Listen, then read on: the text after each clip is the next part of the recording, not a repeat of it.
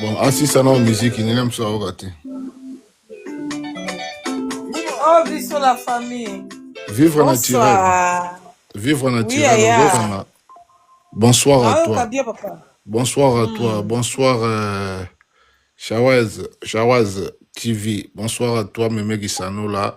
Bonsoir à toi, ZD3. Nabi, na longe me na matika pase otomoni.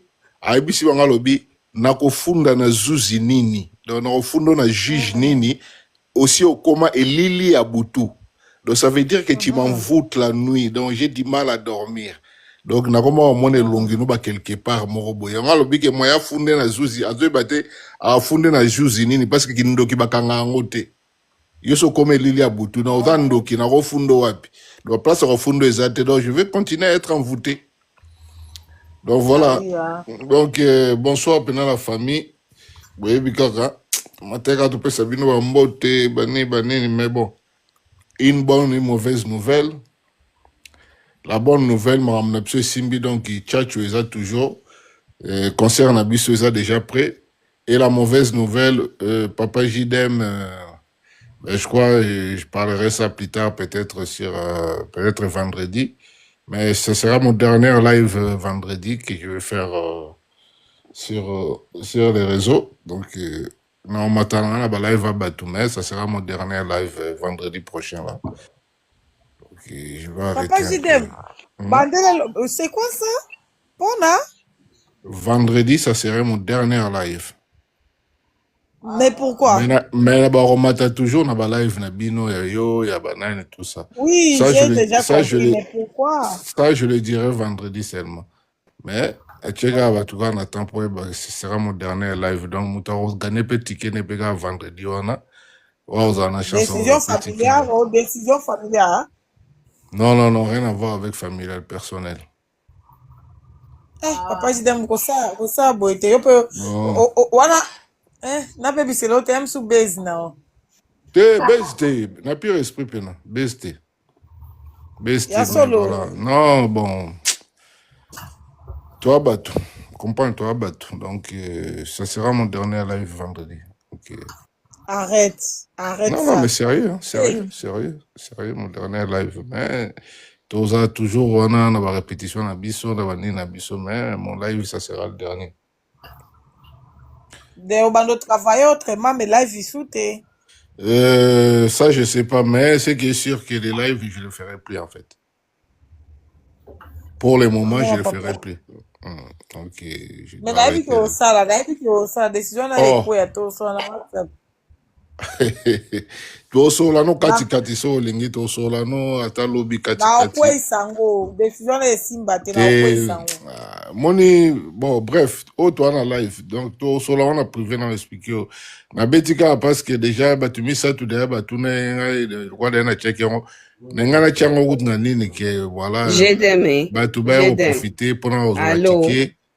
Je crois oui. Nga pe amno chopiso mbote camarade nanga olinga Jidem boniko.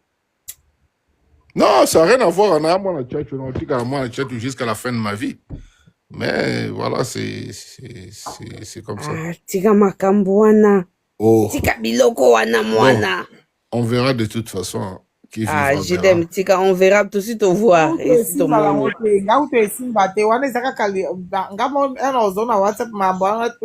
Fungo singa mikwa esingela kitena fungola. Père. Yo aya mopao. Non, oui. Oh, wala vient abiso, ko changi ta, wala vient abiso parler, vient abiso. Siko bandela na, siko olobi nini ke obando sasu ba live. Bandela te, eloko ezala ngote ya. Vive, to so la lobby non expliquer. Te j'ai de mo sa ba live na le 12 juillet zoya na to beti concert en tout cas au sa ba live Italie to obando ko luko to pikola au sa live. Ah, bon. Bonsoir, Jidem. Bonsoir, papa. Jidem, tika makambo wana ko Non, répondez mon tour de téléphone. Mais non, mais sérieusement, je vous raconte pas de bêtises, sérieusement. Non, Jidem, oui. C'est là, papa. Nazo répondre mon tour de téléphone, hein, Nazo répondre mon téléphone. D'accord. Yaka, écoutez, biso boto beta biso 12, hein. Okimi biso na mayele. Eh, mémé. Oui? nayoka biso likambo moko ekomaki soki ya bafleur soki ya bakado eza yango Likambo nini mama na ngai? wana ate obetaki yango dada wana eza Wana eloko esi te eleka nango wana tosi tosotisa yango wana ezalaki ye moko amitikala na bakote na ye ata so nakenda otala live na ye problème mpe ya te ezalaki live ya mopao ebandela nanu wapi quelle boule ozala wana yaya j'espère pas en tout cas soki eza yango poto ozala uni nanu totika nanu basentiment te tozala biso uni eza peut-être likambo mosusu mais nyonso ebongisamaka kaka entre bato les choses s'arrangent toujours. Ouais, c'est ça. Et bobengela nani s'il vous plaît na lomate na kanza pete bobengela Jean Beauté na nani ko please na Zander makambo minene boye vivre Aziza wapi Aziza loba nazoya meme loba na oya benga Aziza wapi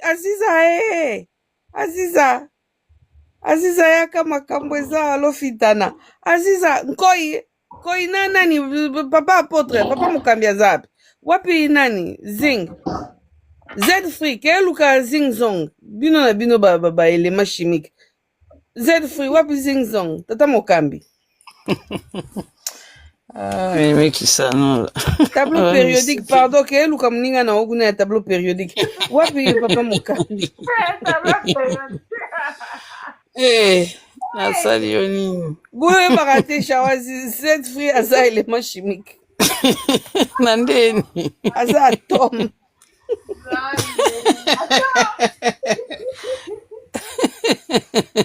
aza 3 atome ya zing soki ya bongo toluka mpe manganese yako na kota na kobalt aza pas zinc eyo bazoluka bino awa meme mokolo nanga lelo eza mpenza na pasteur bolimbisaka yo mpenza na ozala bavard te nini ko kama ngwa GDM yo oyebaki deja te eza makambo na ye te na ndeni nga alobaka makambo na nga moko yo mpe ozala bavard te su ndeni yo mpe lisusu lungwa kuna koma kaka na okomo te lelo mokolo na ngai ya bien te na okomo te na liste zano bavard balobi awa te ezwaka nango mpe ntan mokie kaka ya mosusu mpo omona boya bon elekala yango leta na okalanga banzembo etu tito banda mosusu ezwalanga mpe mosu ine ya litan te ekoleka bongo bien siko wapi zingzong shawazi wapi zingzong akoya azala na ba aire na ye moko abimaka bumba simene gisele gisele information oyo oyeli biso yo mpo mataka te okomaka kaka botinda message kuna epai ya zingzong koi arlan baya awa bamata na nini madame Jean Beauté na nani na Zander baya pardon please baya réunion ya famille na yebisa chef de famille akomoza ba décision moko to comprendre ta likambo ko boni Aziza kota na live Aziza na osilisi kuna te na bureau Aziza oh là là peut-être aza trop busy aza trop pris mon akota même ezate bakota na bango eke eza Serge olobi nini par rapport à quoi okiti nde GDM alobi awa bandosa suba live te vendredi mais kozela ye mo ntango azonga le bocontinue débat yango siko ye mo aza te siko twandopesa bavie azoswane na telefone kuna avi ezaka moko topesabiso avi mpo avi ezaka moko aokata te topesa te na ndeni nzela azonga bopesa conseil. Vous savez, il y a une chose qui dit les liens, ça, c'est la bonne famille. JDM a d'autres décisions. On ne sait pas pourquoi. Les Rambopé viennent à d'autres décisions. Mais ils m'ont le bac non. Ils ont un aéroport par-ci, par-là, un avion, un réunion, par-dessous, le bac qui n'a non à Potikate. Il faut faire tout ça, la même chose dans JDM. décision JDM aza kozwa oui certes toyebi pourquoi pas aza kozwa décision wana mais il faut kaka komotive kofortifie quelles que soient les conditions ma Gisèle yango na tuni kochanger fongolana nango na sekulu nga nayebi yango te nayoki yango te yo lobaka nongo naosoba ma Gisèle ameka mpe kochanger un peu décision na ye eza bien te tout comme dans le 12 T, tout comme les 12 généralités, qui vers le 12 mais si vite on a beau brutalement et alors qui non, à quoi arrêter là il va mater la panel, non ce n'est pas bien. Il faut amener pour revoir la décision là et on a pour conseiller. Merci beaucoup. So ba lié na to se fait na biso na ngo tete hein? C'est non, j'ai des petits biloko oko ah boniko ah. Azo sala nini na ye.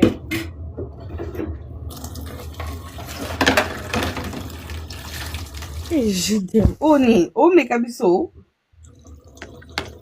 OK. Donc o meka biso oyebi déjà to lingité. Donc tika makambo wana. Non, Aza a raison à être personnel, à vous ça. À pousser la raison à être oui, personnel. kasi to ling oui, Aza a raison na ye et puis eza valable. Mais to bo ici ko to rejeter démission na ye siko. You know démission na musala te ba ebiso ba rejeter démission na ye eza accepté te. Oui, ça se passe comme ça se fait aussi. Yeah. Tout ça démissionner mon compte a rejeté démission na abi eza sans objet, eza non reçu. Et ça gelenge. Démission JDM, ils ont démission mon toujours laissé faire la montée, donc rejeter un surtout en bloc, on ne vit pas de ça. Tout accepter mon Ah, JDM. vous pouvez voir. Petit comme un beau de ça là, c'est pas normal. Bloc. Ah oui.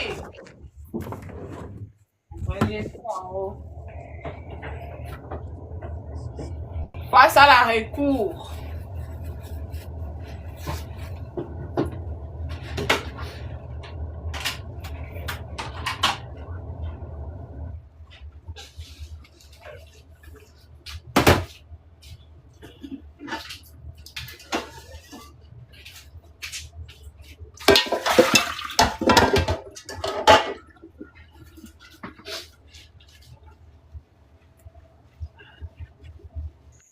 Vivre naturel. Qu'est-ce qui se passe? Tout le monde Bino est nyonso conscient. te kozala boko kosolola te kaka ngai eza rendez-vous ba fan nyonso akosolola na oya bosolola. Z3, la modératrice, prenez la commande. Allo vivre nalobi a okitaki tooloba te oyo okatela biso lingala musuni bongo toana basusi tokisonga mabe yo bongo na biso si tozoloba JDM a congelé biso quoi? depo okitaki tozoloba ti tozokende me tosepeli nde te ale sutu kobatela biso cerise likolo ya gato tika bisoko aujourd'hui Simba Yendat. kasi zifu mpe alobi aza na basusi na ye lelo pia yo loba nazongisela ata pouvoir ya kibuba mapasi yango ata lipasi yango mpe eza ya lokuta ya mankiona babizwi komba monene mpia bapesi yo salelaki mpia yango kasi Z3 moda modératrice ta simisi Z3 azwa yendango. bongo meme pas la modératrice nabi ba image eza ba image ya visite ya stade hein on a mona vivre che yo omoni mopao moto na kati ya bato omoni ba image ana tina même o baza libanda na Filipo baosolo na Filipo wana tali ba image oui on a bien yango vivre che wa atali yango nazalaki na live cheche ntango bauti visite wana ya namonaki okuna te nga na cheche tokoma dinemi te depuis asolosolanga didem na nga nga akangisa ya ngai enemi te mais soki atindeli nga ba live nayaka na ngai so nakuti asala makambo ya 100% mopao nazalaka mais so nakuti asala makambo asangisa lisie bosangani en tout cas nakiyendaka na ngai Tenga na kangisa lokwa ye leo nga. nakuta ye 100% mopao epe azalaki ye moko te azalaki na banani aye na 4 musiciens quartier latin Tenga na aye kangisa na ye Chabron azalaki na Tunanga l'autre nini? là asso et Z-Free. consort oui okangisa enemi Nakangisa ennemi depuis ka rando wana elaki biso wana elaki jidem nakuteli jidem camarade nanga kala sikoyo mais papa jidemi mo abaki alimbisi esi ebo problème eza te boka mpo nazana rando na motu fo motu ayebisanga fina bouton off na on non ngamona makambo nanga kasi tunanga kena makambo nanga ngo ni elekelanga natunyo nini loba na ni elekelaki yo dimanche répétition wana ya dimanche wana non luka non lekaleka namoni ya cheche debal na buda yango naleki nakeba kote mosusu elakisa bien te oyebi nakoka te nazongi kaka kuna nakomotala soni owapi kena nota epachiti nazalaki epa la montagne me ye sikoyo vu esika azalaki naomona nini podium mopa mosika na bi elengi te nakenda ngai pacheche quand même omona azalaki mwa pembeni nde nazandaki yango kaka kuna epana nebandeli wana oyebinga mona leki ndenge epana basali mpo ambiance lande azalaki wana azokota na bacommentaire et tout en tout cas azalaki bien epana ye live wana naso freelanda lisolo te ma copine na bwasi ya cheche na bisi ata pata na tala ete ne longwa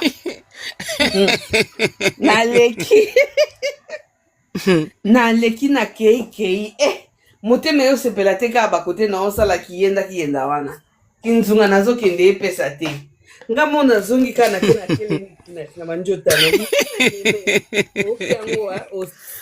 okotaki to ndo ataka la fenêtre tokotaki mpenza mona sinya na bisiaka pata nga mona mtoma na bisiaka pata nini yango eza pe live mopao na kamwe yango kasi voilà yango okokangisa no ennemi mais au nom de mopao oza na choix te mpona mopao yango na yaka soki osamaka ma 100% mopao soki osamaka na ye mosusu wana nde ennemi na active omonenga cheche meme bozolika makambo ya meme amona o te ifaza amonaki yo abwakaki yo ye kuta yebi te okangisa ennemi abwaki yo abwaki aziza abwaki zander epuis aotuna kutu boza wapi ngabi soki bakotikoti ya ndenge na moni te ye ayebi te bokangisa ennemi andulista ayebi ke nakangisa ennemi si ayokasi ayebi te te ayebi ke tosepela te parce que nga kuta loba na ngai mpe loko abi tunakangisa yo mpe obwakisa nga ayesengaka kanisa na yo mpo obwakisa ngai mpo bato nyonso babwakisa ngai ayebi na ye nga na ese papa ayebi na ye abebangisa nga na kanisa na yo mpo okende nga abi te oyo eza quartier latin te yokanga te nayebisi vivre na balive eza kuna me ya cheche moto elakisa me nayebi te yoka mpe vivre eza ya mopao kasi wi na nkoko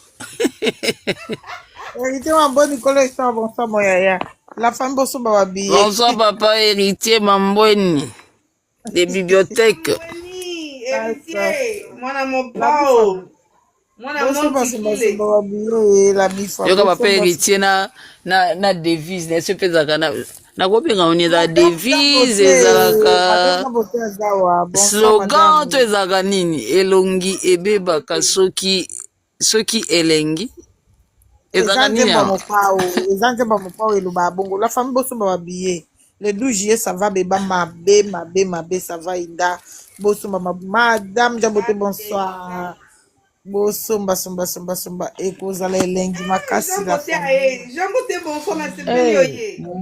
ma Gisèle naomona nde débat bino bosala na se wana na rien à voir avec makambo so toolobo nde botie confusion parce que makambo yo komi wana ya soki ya mama ya nani ya mama Kongo na tina ipupa tolobeli yango kuna tenga kunde natangaki natuni yo histoire yango eza ndeni me namo développement naona la joie on dirait bobimisa biso mabe toyebi makambo wana te. Achetez les billets la famille le 12 juillet ça va béba donc achetez vos billets. Kofi Olomide, la famille akendaki kotala stade du Roi Baudouin lelo donc Bruxelles yako ningana ezaki surprise donc ezati que a motiva ki batu po bakende ezaki ka surprise. Kofi Olomide, son frère Tutoroba, son frère Sanda Kazadi na équipe donc bakende kotala stade du Roi Baudouin bakutana kipe na Philippe Claude au azali bourgmestre ya Bruxelles donc camarade Nabiso Philippe Close à quoi camarade Nabiso bourgmestre monsieur le maire Aza bourgmestre à Bruxelles on dit bourgmestre vivre voilà maman a gagné yo lelo on a gagné on voilà mais camarade Nabiso pété au moins camarade Nabiso partout oui camarade Nabiso bonsoir à tout le monde. Bonsoir papa héritier Z3 Mbote Serge Mpia Mémé Kiss Mbote madame Jean Beauté Madame Jean Beauté tonton héritier Mémé Kisano na Joka alobi akopesa liste ya bamisien nyonso balepa na ye acha ne patanga kasi pena kulia kuna kasi tondi ngape nazaka danser ngape na bozoka mama Joka ye lisusu na ozwaye awi mututu mama Joka na bato bakufa akotanga ala musana batu nyonso na bapapa wemba nyonso balepa na ye Joka elungi na ye déjà ezo lakisa ndenge mutu aza na nzela ya cimetière Philippe Close yango na YouTube akutana nango donc papa kiti yo zalaka wana donc toke nango kama edembe na ye nyama twafinga te papa kosanga boye te ko okoloba na ye patelo mosusu ofinga eti okoloba ne nyonso kofinga eza permis benga soki Michelin soki Obédic soki nini babiloko wana ti okende we ofinga esubu nde bagere bafinga nga na okita na okoka nanga bongo te yampia yebela awa natie na se te kotie na se te na se po ani eya likambo otie na se te eza kotie na se te eza nde kofinga nde te loba ne nyonso donc bakoba nini tous les coups sont permis mais sauf les injures tout ça différence te papa siko ndako ya Joka ezaka restaurant eza restaurant ndeni eza restaurant na ndeni yo na ndako na yo bapaya bayaka baliaka te ye aza nde mosenzi yango azoloba bongo ye bazalaka opesi bazalaka kolambisa en fait omoi nde bajene bazalaka oyo balambisi ye mpa na ye bazalaka kolambisa bapie mbona kolambisa yango nde bamopao bapapa wemba bapapa sheri bakolia kuna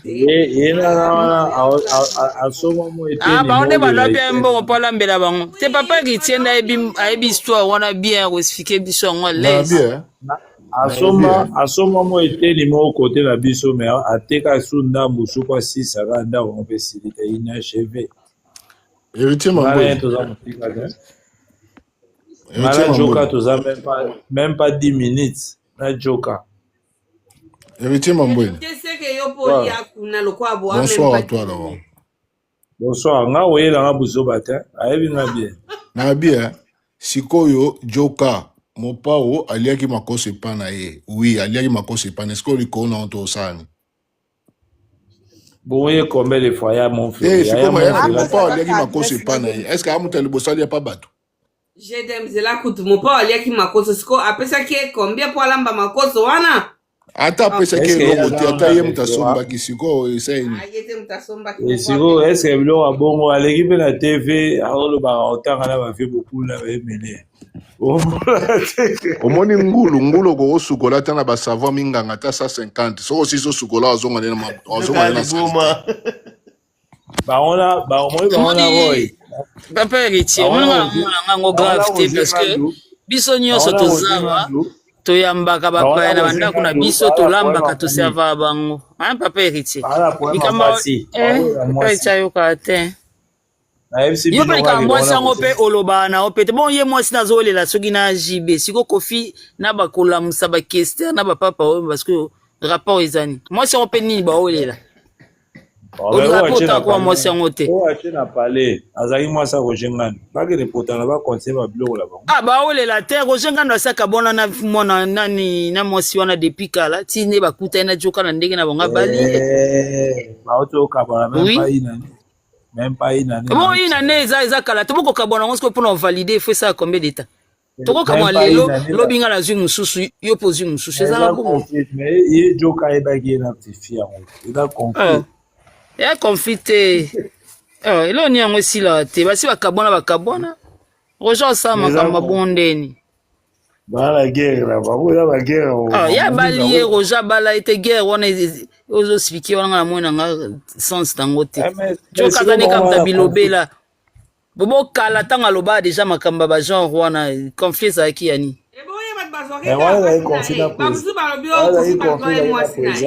Ezali confina jibe. Kwa magamba olia wana na nukutu ya mopa wa lobango kala. Siko conflit za kini. Ya lo ba mikolo ese kofi le bilema esa ne ba joka. Bazongi si ba émission wana ba ocha ye ndenga lo baba tunde balia kalege pana. Na moni ke image wa lobi ya jibe za mususu alati nde mususu o lobi ya kofi pa alati nde mususu. Bon, maman héritier. Il a niveau na robeta maswada mazibo ba Serge Kayembe. Voilà. Yango na oloba biso nyonso toza awa to yamba bapaya na bandaku na biso. Soko yambi mupaya na ndaku na yo oko servir ye. Eza kilokoso te. Eza l'accident voulait pas battre. Bonsoir la famille. Alors des sans esprit. Voilà eba joka DJ. Bonsoir. Ye mo joka ya lepa batute, pa lepa batute. À part ceux qui bambo n'est pas battu balamba ngote. Ndaliaka bambo epa na yemo koma iboko alera pepa battu. Ali pas battu. Yeso ali pas na déjà tala maya badi quoi. Yazala maya badi faut to ba. Ala eba ekala à 87, 86. Voilà si on a pas olé déjà mboasi. Siko ye mbona ya okilonga pa battu ndeni. Ba période wana achaka eloko boucle d'oreille na litoi na ba baga minene ala ta ba mbatimo azaki DJ na atmosphère. Moi si comme tozaki na DJ ba DJ kule onde ba koma tala mo valeur muke pour lelo atamosala mo futa bon. Ba série ye wana ozolo ba wana DJ ngo azai nani. Po tango to yo mona ye ba jibe to kuta ma bo. Na ba ve ado makola akufa azara présent équipe amatonge ba lobeta na stade.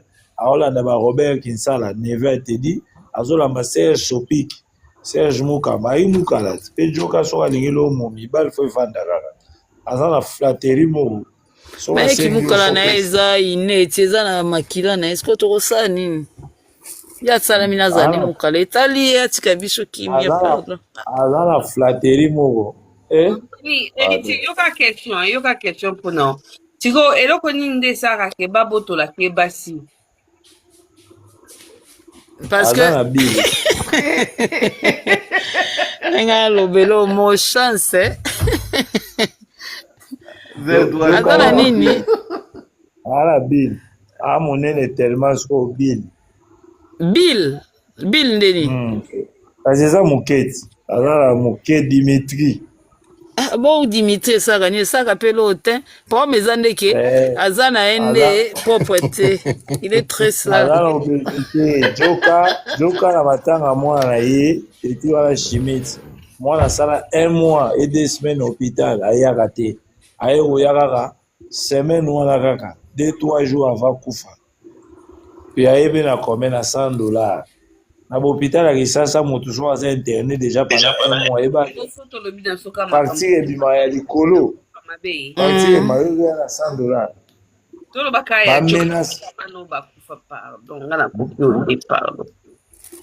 bamenasa ye makasi joka bamenasa ye makasi na niveau na ye akwakoya na $100 te joka tozo attaquer sans gants sauf quand nde tofinga te toloba nyonso mpona okende mutu mo azoloba kuna so emamba bana soki nini na kompo pete so mwana na fui décide akufaka kuna mwana na fui décide akoma ye mandia eza mawa trop meme oyokala mosika na oyoko bien te meme tobona biso sansira toboyi tosansire kaka mafinga nyonso etikali eza permis bolobelaka ye bo mwana nini makambo ayoloka nini mekenda bongo na réseaux sociaux yatanga manke bapanga bato abiteke bape na bana sikoyo so basangisi ye mbamo na famille mbamo esai neti Ah, d'accord. Ok. yatanga manke mopawa alia makosa epa na yebiteke biso mpe toza eske akalkulaki ataki azala mpe na bafane na ye yena kofi olobine na afutela ndako afa kofi ake poto na 76 joka nga nayebi eti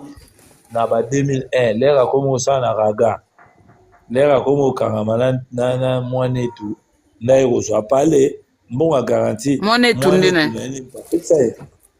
mwana etu ndene tatu oyebi tatu tatu oui papa chéri tatu ye mutu apesa ye mbongo ya garanti ya liboso wakoma responsable biso toyebi na biso dio kakala te nde ozoexplike ba dj consort te omoneka na papa chéri siko na papa chéri yango tomoni aza eloko te aya maboko pamba ti lelo mpe aza kaka mpe na eloko te siko bato banda olie epa na yango ange abimisa olokwa ye azali danger koleka bato wana yango banda olie epa na ye soka zwi mponi azalaki na jabi esongisongi bavio ya matombo ya songisongi bazalaki bango na pauvre mais ti lelo azaka avi yango mpe asongisongi boya change aka asongisongi yo osala lokwa neti songisongi eza passe batiaka kiti na coin bayeba bavia bafille nyonso nde baoke otadi joka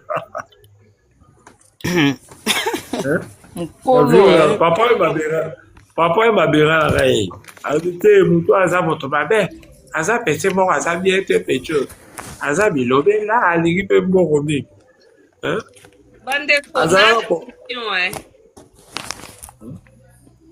azalaka porte parole ya papa oyo bango babera na ngai joka bobuta boma babengano te nde natie loboko likolo naloba bonsoir maman Christiane la congolaise nalobi bandeko lokwa toza totondi bakazi nyonso eza kotonda merci bonsoir na bino nyonso nga naoki likambo awa na pokwa lelo esali nga bien te jedem ndeko na biso olo midi officiel alobi ke stop eloko eza te deya na résoudre yango stop kasi yoka nayebi biso stop deya na résoudre yango tosolola makambo mosusu la famille bopesanga stop wana ondire otyenga ondire sondeni jedem abaki atiki aosala susu te nalobi kasi esili te deja to résoudre yango loko oso résoudre yango meme potika likambo te merci beaucoup Christiane la congolaise, la femme la plus convoitée sur TikTok.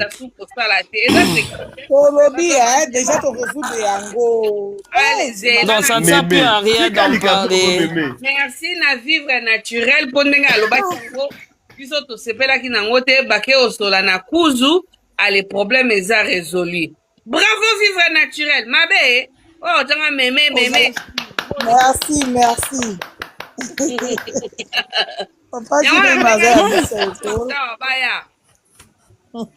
Voilà, donc la famille, et là on a une baboui, s'il vous plaît. En tout cas, tout le monde le long des limites à côté stade de Roi Baudouin. En tout cas, tout le monde, Azaki et mon côté, Azaki et Longo na Makila na ye, ou ezali ba frère na ye, Sandra Kazabi na tout roba. Après équipe na yé na mon déjà équipe on a c'est la biso promotion hein madame Jaboté équipe on a be so ki nini ngwana c'est la biso promotion ya ING na mon déjà na ba photo a commis ko appliquer équipe on a déjà on dirait CIE donc bah c'est déjà contrat on dirait hein parce que na mon déjà hein ba signal wana papa JDM ba signal na ya loko wana ya be so ki nini MB so ki nini ngwana équipe on a yé déjà.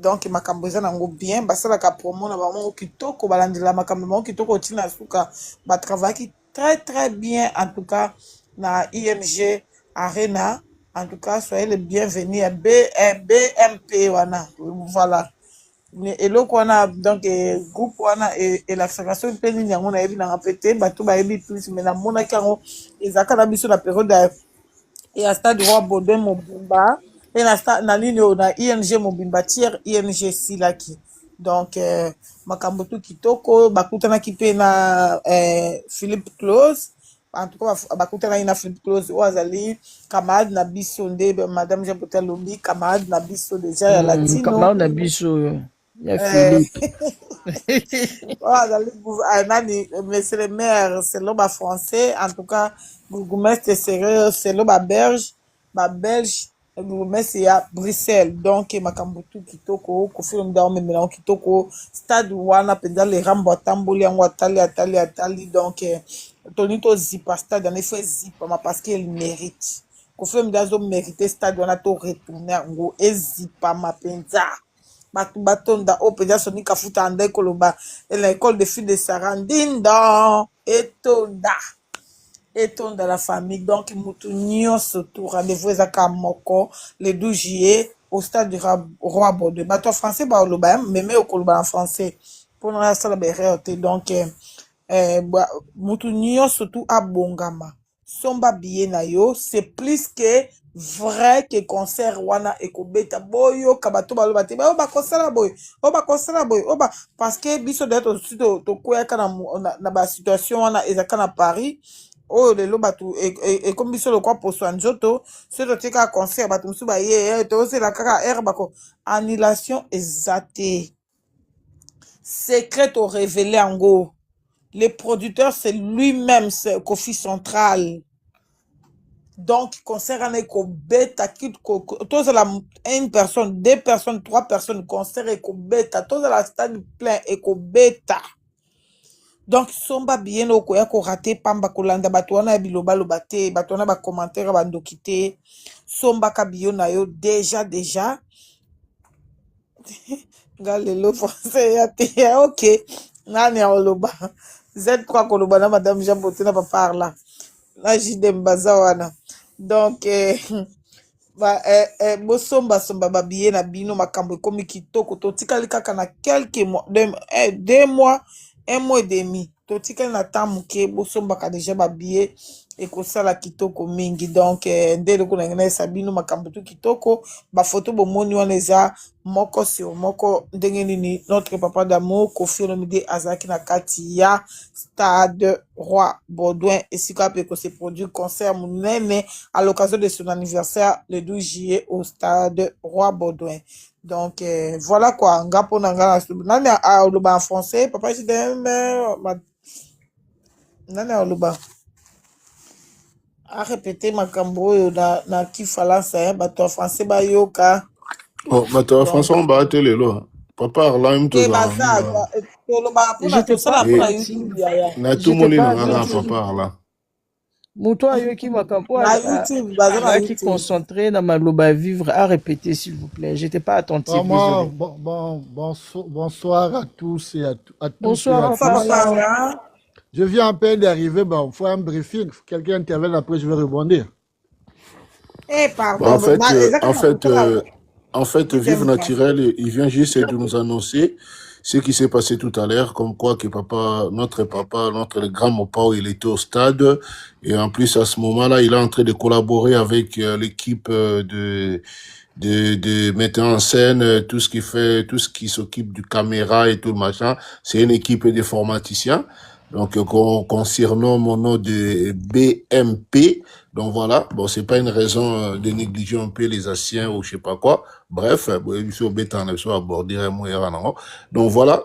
Donc, Kofi Olomide, il était aujourd'hui au stade de Roi Baudouin pour visite, pour voir un peu ce qui se passe là-bas. Donc, il a conclu, il a signé certains contrats, il a sorti certains chèques, comme lui-même il a dit.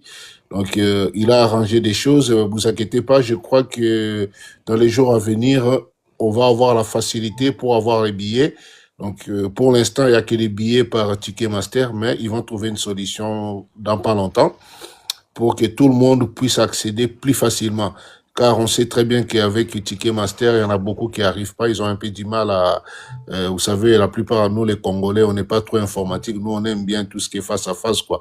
Et alors, le roi, comme nos femmes, ils aiment bien quand on est face à face, mais quand tu es loin, il peut te mettre aussi un bordure bané. Donc voilà, bref.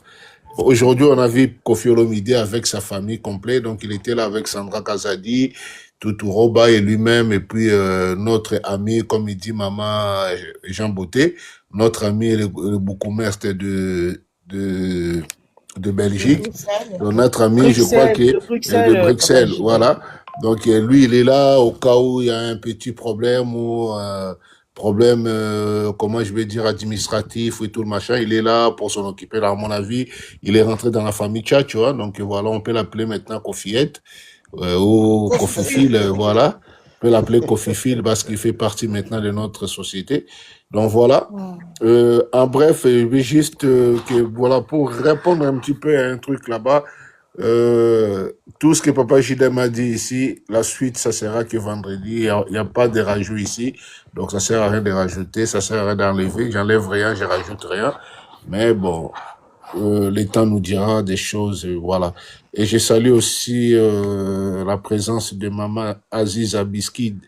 Donc, voilà.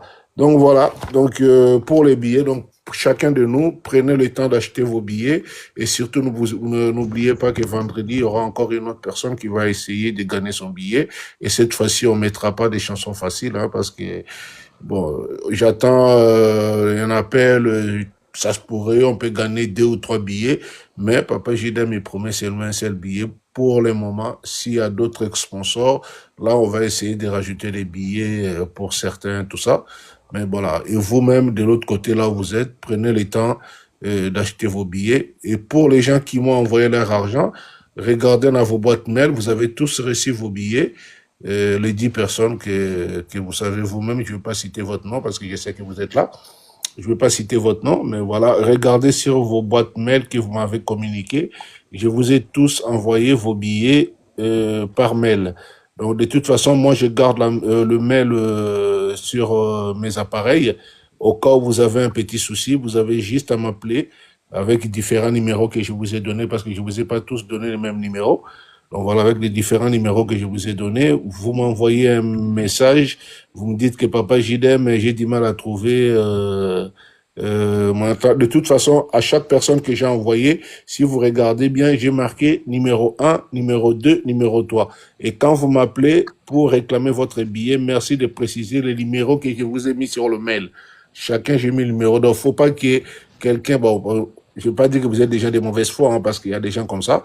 Donc, faut pas m'appeler. Papa Jidem, j'arrive pas à trouver mon numéro. Et si vous me donnez pas le numéro que je vous ai donné, je ne pourrais pas vous donner votre billet car j'ai peur de vous donner le billet de quelqu'un d'autre. Vous voyez? Donc, à chaque mail que je vous ai envoyé, à votre nom, j'ai marqué le numéro. Donc, il y a un numéro, donc les 10 billets, j'ai commencé par le numéro 10 et j'ai fini par le numéro 20. Donc voilà, quand vous m'appelez, vous me dites mon numéro, c'est le numéro 10. Comme ça, je fais le lien avec le mail qui est le numéro 10 et le mail qui est le numéro 5, le mail qui est le numéro 6. Voilà, c'est juste une façon de dire que hein, on a tous besoin d'aller au concert, mais on veut pas que les gens puissent faire des choses qui sont pas catholiques, quoi. Voilà, je laisse la parole à Arlan parce que voilà, il va vous expliquer un peu.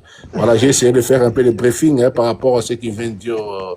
Vivre naturel et puis j'ai rajouté des petits trucs à la fin, mais voilà. Oui, merci. Moi, je fais juste un petit commentaire. Merci, papa. Je fais juste un petit commentaire. Qui alors hein? Bon, oui, petit comme je dis, petit. Petit frère Aïs. Ah ouais, pardon. Par contre, Kofi nous a dit quelque chose, les gars Mopao, il nous a dit, oh, il veut qu'on reprend son surnom qui était avant, Petit frère Aïsou. C'est comme ça qu'il veut qu'on appelle jusqu'au jour du concert. C'est une demande qu'il nous a fait. Il nous a pas obligé, mais il nous a demandé de lui rappeler comme ça. Donc, Tikina Nzambe, on va l'appeler maintenant Petit frère Aïsou comme il a chanté auparavant. Voilà, merci. Bon. Bonsoir à tous et à toutes. Bon, je veux dire quoi? Nous avons tous suivi la Quadra, le petit frère Yesu, BNP et ses frères aller visiter les installations du stade Roi Baudouin. C'est pour ainsi dire, le temps est lancé. Le temps est lancé. Plus de distractions. Restons focus sur cet événement qui arrive le 12 janvier dans 20 mois et quelques jours. Donc, quitte à nous de nous mobiliser en achetant nos billets, racontez l'histoire à vos proches. Dites à ceux que vous aimez que le 12 février et le 12 juillet, un événement va avoir lieu au stade Roi Baudouin à Bruxelles. Kofi Olomide, le petit frère de Jésus, va célébrer ses 70 ans. Et pour lui rendre un vibrant hommage pour tout le travail qu'il a fait dans la musique africaine, nous sommes obligés de remplir ces installations du stade Roi Baudouin. Car le monsieur, il a beaucoup fait, il a beaucoup donné dans son domaine. Et la seule façon, le seul moyen de le rendre honneur, c'est de l'accompagner le 12 juillet au stade Roi Baudouin. En répondant massivement présent à cet événement. Ceux qui étaient encore dubitatifs, qui étaient entre deux langues, est-ce que non, là le temps est donné. Kofi a donné le temps aujourd'hui. Plus de doute. Le ciel s'est éclairé. Donc, quitte à nous de s'accaparer de cet événement. Accaparons-nous de cet événement en achetant nos billets. En achetant des billets également pour les autres. En parlant aussi aux autres, ceux qui ne sont pas au courant. Dites-leur que le quadre sera présent le 12 juillet au stade Roi Baudouin pour ses 70 ans d'âge. Le monsieur a donné, il s'est donné corps et âme. Un jour dans ta vie, le quadre t'a fait sourire par ses chansons. Et il est temps que nous lui rendons hommage. Il est temps que nous lui rendons un vibrant hommage. Comme j'aime toujours le dire, le 12 juillet, le temps va s'arrêter sur Bruxelles. Car le quadre est la musique est en lui. Et pour que le temps s'arrête, le mieux à faire, c'est de nous ruer vers le stade Roi Baudouin le 12 juillet à Bruxelles. Je pense que pour l'instant, c'est tout ce que j'avais à dire. Merci. Papa Arlon, ça va? Oui, ça va, Madame Jean Brouté. Tu me sembles ému. C'est vrai? Oh là là, Papa Arlon. Bien parlé. Hey, tu vas tous nous faire pleurer là. Bon. Je suis tellement touché, ça me touche, tes mots. Papa Arlon, il faut te dire vibration. Faut te ça. Un message en français. Message en français, mais. Là, c'est l'examen. En tout cas. Et non, ouais, examen, t'es absolument pas français, pas mon pas, ouais. Ma bolie, yo, comment la mise? Papa, là, ce qu'on te compte, sa vibration, quoi. Héritier, Gisèle Bombal, tu as perdu ta voix biologique. Héritier, Gisèle Bombal, tu as perdu ta voix biologique. Mais tu as perdu ta voix biologique. En tout cas, bon, Lolo, tombe là, papa, là. Ah, puis ça, il m'a peine Alexa, puis moi. Songi, Bon, français, tout après ça rions-nous.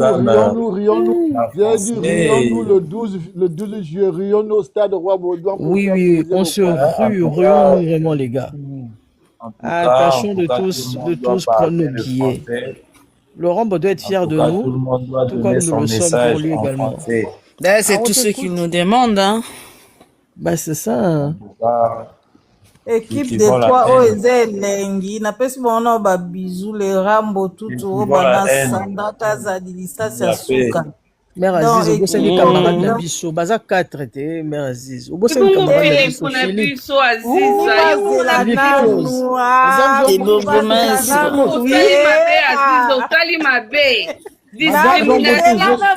Oui, papa. Philippe close, vous bossez bien. Tu m'as pris là. Tonton Philippe. Nabila va filmer liboso les Rambo.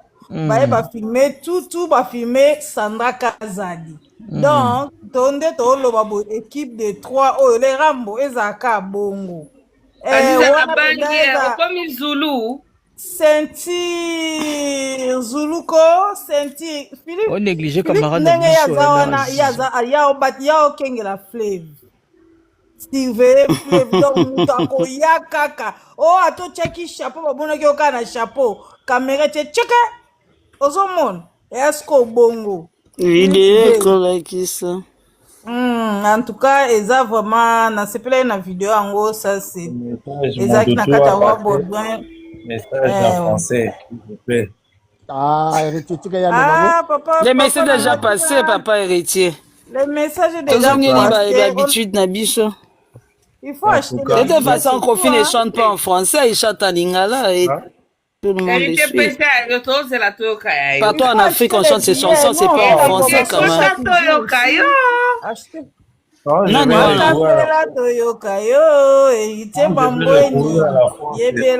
vais recourir à la force ancestrale, tu vas voir ça tomber dans ta surface. Ouais, ça, l'eau à l'hypothèse. Pas héritier. En tout cas, les bibliothèques. Quand je vais recourir à la force ancestrale, tu vas voir ça tomber JDM officiel. dans ta surface. On te l'accorde. Madame Jean Bote, maman Abana, ndeni bakwenta kunako. Content, ça va. Et comme il y a des témoignages. Bala ba commencer à témoignage à Rambo. Papa là. Madame Jean Bote. Oui. On a ba bageli mboje kuna. On a ba bageli mboje kuna shekwa daga. Mboja ni.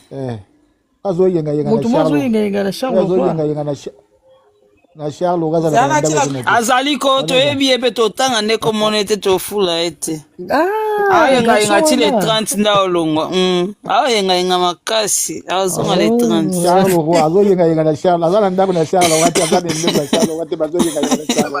Yango loko totuna te oliaka mbila te na sa mbilo ke luka nini. Intégration de presse. Encore papa là na ba détails aux on parle de la même personne là papa là ou pas. Alobi s'il vous plaît boke loko. Moto allié est pas battu liboso na Bible peut-être vous évitez parce que on a l'impression c'est comme si madame c'est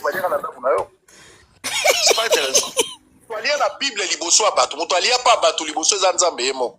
Oyo ba lisuna Melkisedek aya kokuta na Abraham alambela ibiloko akolia ngombe yoko to chemba koso bango yaki ngombe yo pe batindeli yango batindeli yango bila sikoyo nana tala yango depuis kala on appelle batu nzamba aliaka na ndako na ye moto aliboso aliya pa batu nzamba Jésus aye na mabele papa Lazare oyebi aliya combien de fois Marie na papa basala yo on a le visa problème te lelo na kolia na ndako na ye akota na ndako Zacha dama pe lobi ko lelo koti na ndako na na mona Zacha sala live te moto ya na yo on a verbe to loba entre molambi na molei moto ya lambi esengone zali balei balia so balie basepeli apesi ba continue esengone ya sacrifice yo asalaki oyebi te na Bible moto moko alamba biloko abengisa bato baya me bato baya te entre yo na jibe to yo na Kofi soki moko aliye pa baninga nani fois sepelaki moto aliye pa na yo jiba aliye pa na yo Kofi aliye pa na yo il fallait la sujet ya lolendo po na yo o sepelaki bastard balia na ndako nanga ça allait être quelque chose comme ça yo ya na sixième mokere na ndibite ke Kofi aliaka na ndako no soki eza vrai Kofi aliaka na ndako no po azalaka na nzala eza honneur ngane na vandi bo mama Denise ani amen mama Denise ali pa nanga c'est un honneur po na ngai na kopanza sango te ali pa contre na ko témoigner humilité moi sur andimi ko li pa na ngai soki jiba aliaki po ne faut la sujet à témoignage soki Kofi aliaka pa na faut la témoignage bastard andima c'est une considération quand quelqu'un accepte de manger chez toi mais ko zongo ko fatalité attaquer quelqu'un c'est pas grave. Neti mtoko anga suna lie pano sepela na lia kepa batute. Na bisa. Siko kwa pekse sur les babats. Na lia kepa batute. Apesi biso information moko boto e bagite. Ebi Nzoka papa na Joka mbate ate yem tazaka ambassadeur kuna na Madrid yem tateka ambassade na biso. Bosanga bongo. Oh kaso bande on bandelite bande ne bandelite alobi yango ti. Ya jo musenzi. Ya bote comment les Joseph Kabengele. C'est son Kabengele. Tumbo na Kabengele kaona kasi Kabengele.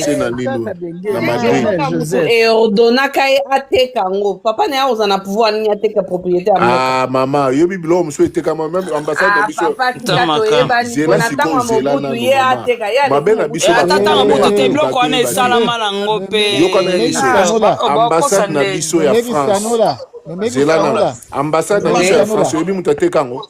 Meki Sanola alobi boye batekela ngo ba président na teka. On embrouille ya laga tangu nini pe. Alobi boye. Emetebi ke Joka za petit ala ndeko na me kokotela kaza musenzi. Non. Eza na tangu wana te yoka. Non. Tolo belango eza na makambo wana te. Non, même pas. Yoka na lumba. Donc ça c'est dans Non, eza na Bosengi to yoka, boza to yoka. Tu me suis certainement à la télé. Accepte parce que dans le moment makambo ebele ta moi 2 3 et au mois. Je n'ai pas de problème personnel à yo.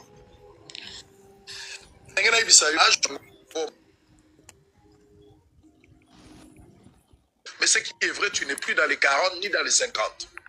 Cinquantaine.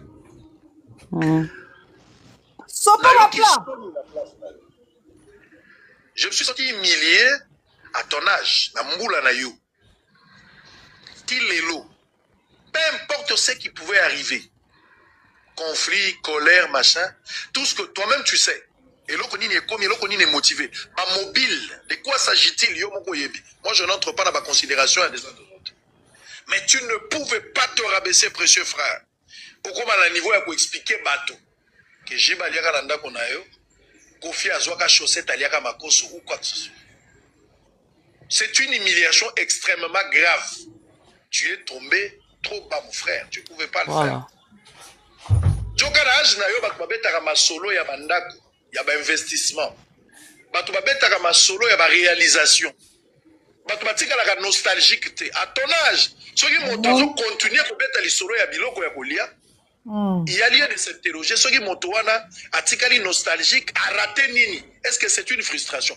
Peu importe la colère, peu importe ta ou cause nango, tu ne peux pas faire allusion à biloko ya kolia. Tu es tombé trop bas, mon frère, je suis désolé. Na âge na yo, bandeko na yo, ba collègue na yo, bato bo vivraka na bango na epoko yo zoloba. Lelo bazobeta masolo mususu. Tika ko beta lisolo ya kolia, c'est une humiliation extrêmement grave de ta part. Baliaka na ndako nanga, aliaka makoso, yo na kofi, yo pesaka kofi chaussette. Yo na kofi bolata ka likolo moko, je sais pas. Parce que la chaussette bolata na kofi bolata ka chaussette numéro moko na chaussure yango pesaka ye même si on pesaka ye. Je vais vous donner quand même quelques exemples pour et ça le moi bien monsieur Joka. Parce que j'ai entendu beaucoup de choses au Kolaga na Madrid, au Kolaga na Suisse oui. Ils ont vu au Kolaga kendaka yo mokote. Papa Zalaka ambassadeur selon les informations de notre possession. Et papa est allé dans l'ambassade pour Zalaka ambassadeur il y a République du Zaïre à l'époque. Azaki pour représenter Mboka à niveau à Espagne. Voilà pourquoi la famille est allée là-bas, vous êtes à Madrid. Il faut expliquer comment vous êtes arrivé là-bas. On ne va pas entrer dans les détails pour commencer à étaler sa vie à la télé. Vous venez à la place Argentine. En fait, ambassade au Nazolo Bayazaïr, ils à la place Argentine. Prenez aussi le courage même à la télé. Hein? En tout cas, sans attaquer quoi que ce soit. Prenez aussi, sans obéter à ma solo, obéter à ma détail. Mboka na biso ils à la ambassade Mobimba bâtiment on a place Argentine na Madrid ngana koma kuna. J'étais dans une enquête là-bas. Et à l'époque, Makamunyo sur Salami, papa Zaki représentant kuna. Afde la Kotaka et la suite. Je te pose pas la question, mais bâtiment ça dans enquête. Bâtiment il y a des niveaux. La place Argentine, oh ezalaka ya biso. Tangu afde la zokota mobutu azokende. Bâtiment ne kenda wapi. Na oki na teka yango, na teka ka bâtiment wana. Balo baba teka bâtiment na nana teka bâtiment. Bon kana boye ba peut-être que la ko bosana. Na lobi teka motateka ka je n'ai cité les noms de personnes. Na insinué pe mutute na sali pe déduction. Mais je vous donne l'information. Lelo mboka na biso toza ba locataire na Madrid. Nana teka ka yango. Joka vanda na Madrid ya ko pesa biso mo information ça la bien. Donc papa na mutateka kango. Mais oui non. Bakanga Joka na place à papa na. L'information est individuelle. Ne m'en pas rigueur. Parce qu'il faut que tu donnes l'infraction n'est pas individuelle. Tant que ton papa il est mort, tu dois payer. Oui, jamais. L'infraction n'est pas payée. C'est papa qui était ambassadeur, c'est pas lui. L'infraction reste individuelle. Donc, comme référence, il y a un bateau qui va trahir. Non. Aux la valeur na mboka o batu bayebi yo batu bayebi musala yo sala to koya la télévision te pour commencer à te minimiser ça moi je ne le ferai pas aux la valeur il faut toi pression la valeur na yo mais toi même au mikiti si tu na niveau il y a bateau mané quoi attaquer na monio même bateau ba ko la valeur te commence à t'attaquer toi même tu as donné le couloir du pain béni à tes adversaires pour commencer à t'attaquer tu n'en avais pas besoin frère ressaisis-toi Joka arrête ça makambo kolia yo ko banage na yo te bete la biso biloko yosala olobi nga na vie na ngai natongi ndako ya 8 chambres natongi 2 immeubles tala ba projet na kinango amen parlez-nous un peu de ta réussite c'est plus bien comme ça son nostalgie biloko oliate réussite na yo il faut stimuler ba jeune lobi ba réussir réussite na yo il faut ezala référence la bateau ba génération baza ko ya montante ba se mettre ba lo écouter voilà ce que nous devons faire ozobe la mambarolia Moutoualia et pas battu liboso la Bible peut-être pour éviter parce que monsieur voilà la famille donc c'est toi qui en tout cas Israël Mutombo amemi yango likolo makasi akena kitoko en tout cas asale action soko au comprendre te au comprendre merci beaucoup en tout cas Israël Mutombo boende ezala Joka tongisi bombo ya batu makasi likolo ya nyongo ya nini oyo ya nzongo inene elone malunga oyo ezalaka na bilei ya bisa eloko moko malunga te Joka moni moninga mobali ndenge expliqué asali ye bien on a banda oloba lobi kasi yango kaka nde toexplikaka kaka yango kaka ya naloba elobi anabi chaussette yango yayaki nango chaussette yango bazalaka te imona kofi donc kofi azalata esapato ou bien sandale ou bien lipapa chaussette. Et puis chaussette yango il faut sikoyo mituna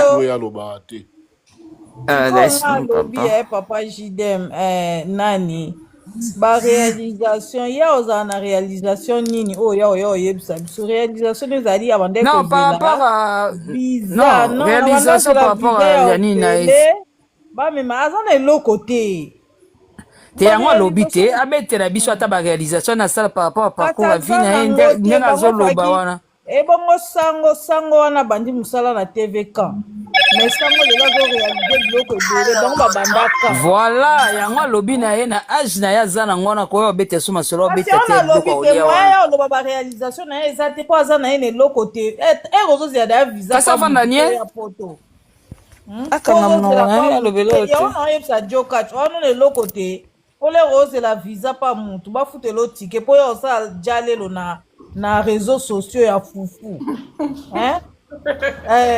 siko mutu abongo yo oloba bino réalisation aza nango ozwa yango wapi baporte plainte na famille na ye bango lokola famille na ye seni bakanga bango na ye moyibi ateka ndako shawazi okuti osala droit olobaka mbonde niko et son âme repose en paix nakamwe kaka parce que moi j'aime bien enregistrer na biyo oloba makambo baporte na famille na ye mpo na papa na bango na ndeni yo yebi makambo ya mibeko nde ezalaka fambo ye biso na ndenge ya réseau sociaux naokaki ke mutu moko alobaki alobi ke etambolaka bongo baatake même famille na ye siko bokomobaso baatake te koatake famille na ye oui te ngai na oloba nde tokotisa confusion te totika barègle ndenge ezali mpo toyebi mpe barègle nde ezalaka tokotisa confusion te na mito ya bato infraction individuelle comment mpona infraction papa na bango baporte famille na bango plainte soki papa na bino akufi soki papa na bino atikalaki na niongo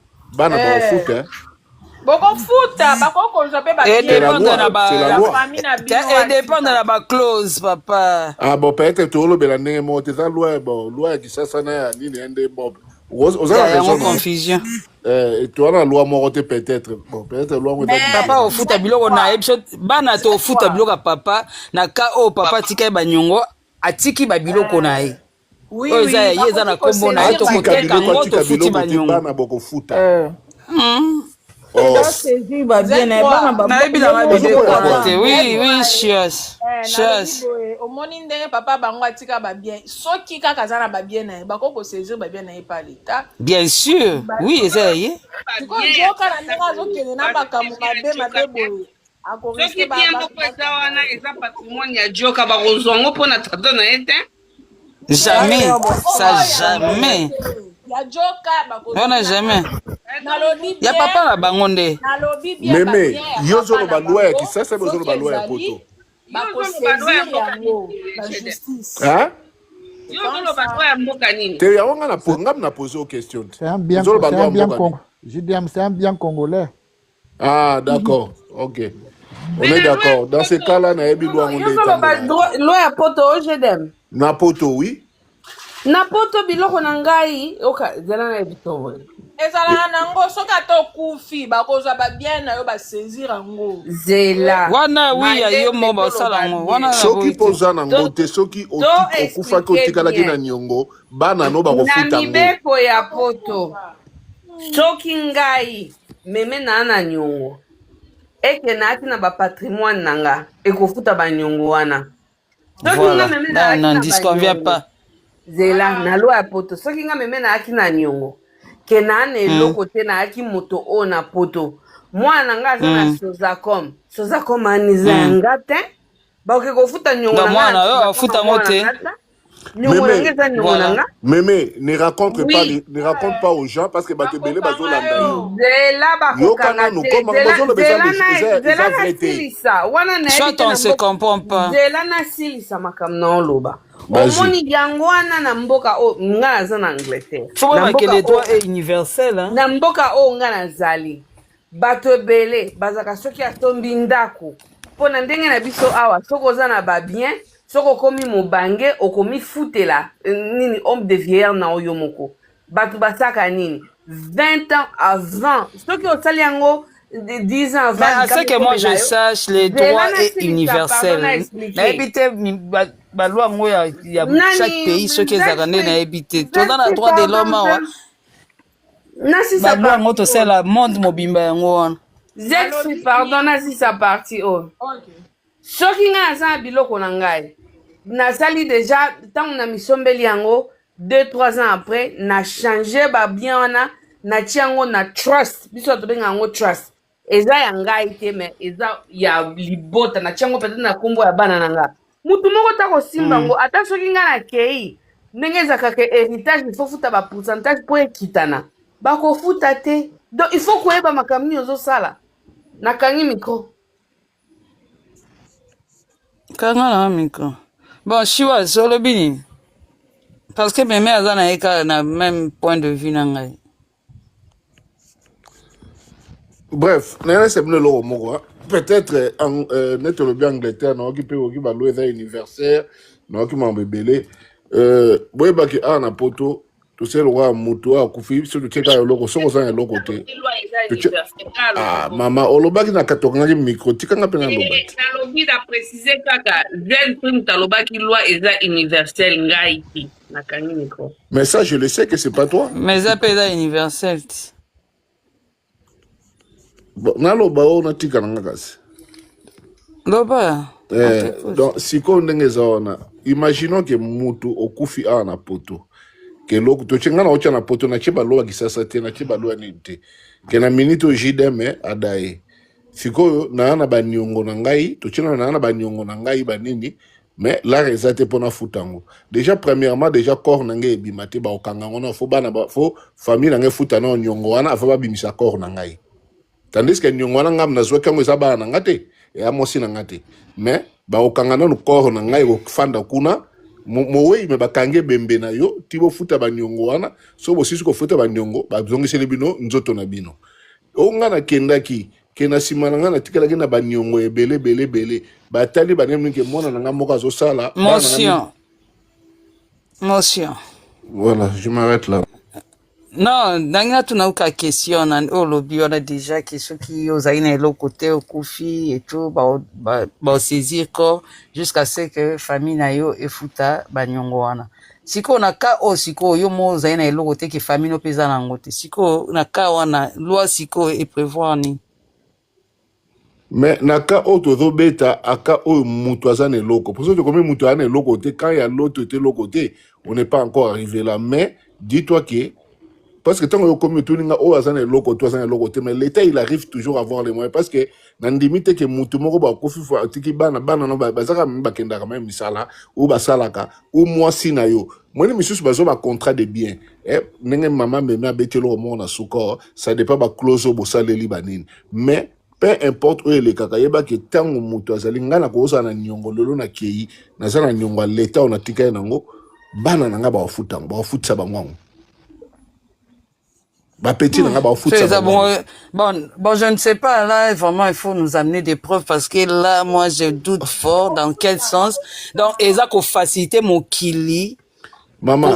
Qu'on facilite batuna mon kili. Dans quel sens? Donc, papa, qu'on s'en est ma camion soit d'ingab qui a au koufana au kende, a tiqué les charges na ban.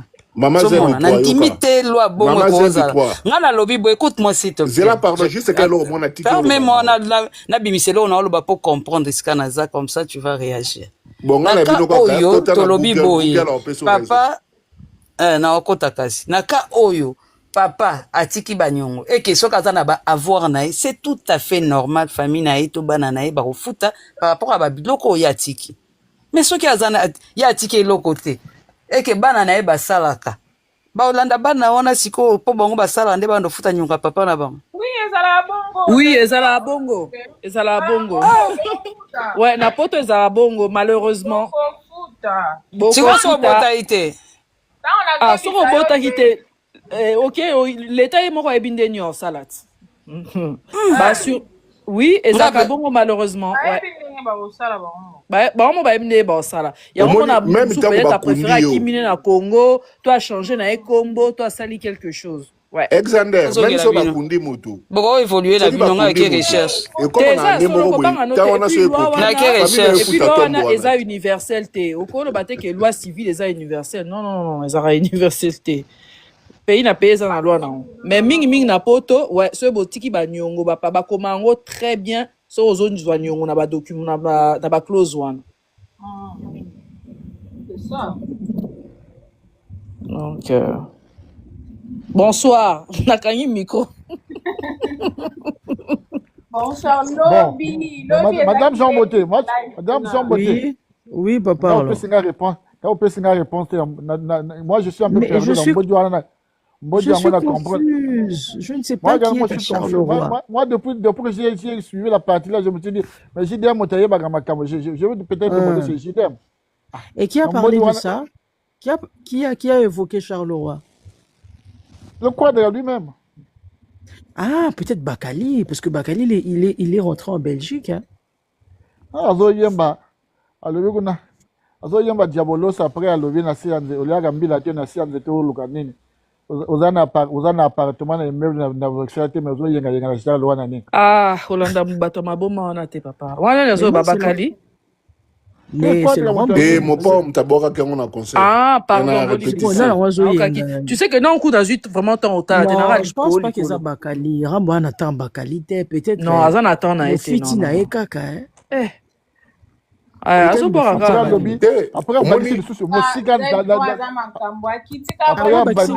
Madame Jean Beauté, après, maman, loi on est tellement compliqué. Je pense même pas que ça Bakali. Pour moi, nana zongi te papa la moi nana komboni na moi nana. Hervé wana d'Angola. Hervé zongi oui, Hervé zongi. Mais je crois que bon faut prendre la zombine. Tyson pas zongi. Je sais pas, j'ai vu un guitariste là. Face à Tyson. Thierry Mogratania. Thierry Mogratania peut-être. Thierry Mogratania.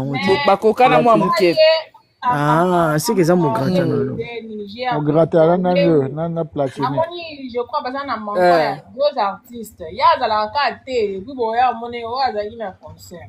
Tu parles de qui la Chivas? GR33, non? Ah oui, il y a mon état. Non, GR33, il faut tout comprendre, et tout comprendre le Moroboué. GR33, Azan à Paris. Il y a Fanda en Belgique, mais il y a Zalgan à Paris.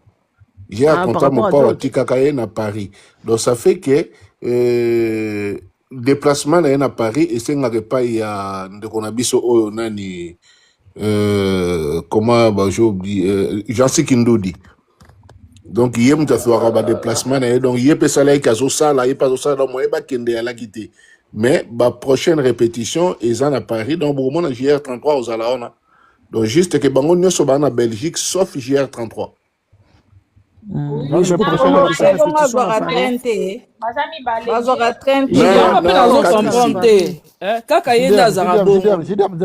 Maintenant Eric Bassa ça n'est pas comme à Bruxelles. Nan. Non, Eric non, mais Eric Touti pas parlant. Il vient à Bruxelles, hein? Il est en Belgique. La mingue on va à Bruxelles. Et puis pour moi, GR33, s'il te plaît. Faut que GR33, il est suivi en France parce qu'il a un problème de santé. Il a un problème de santé, donc Azaz suivi en France. Pardon.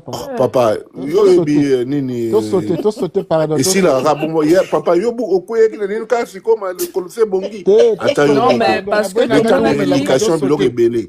Tout le monde qui peut apparition na zonga qui et puis à performer. Même tant azo tambola bo mona ke bino bo bon parce que bon. Là tout j'avais même pas remarqué hein. On n'a même pas que c'est pas grave. Mais GR33 Aza, il fait toujours partie du quartier latin pour dire que Aza toujours dans le quartier latin, il n'y a rien qui a changé. Aza toujours dans le quartier latin, mais tout à fait normal. Est-ce que j'ai une question. Pourquoi oui. Papa, la boîte qui s'en court. Pourquoi?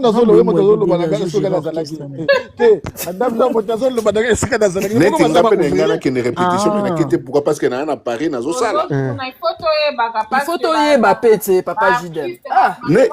Maman, n'a confirmé que GR33, n'a l'habité que bon à foot.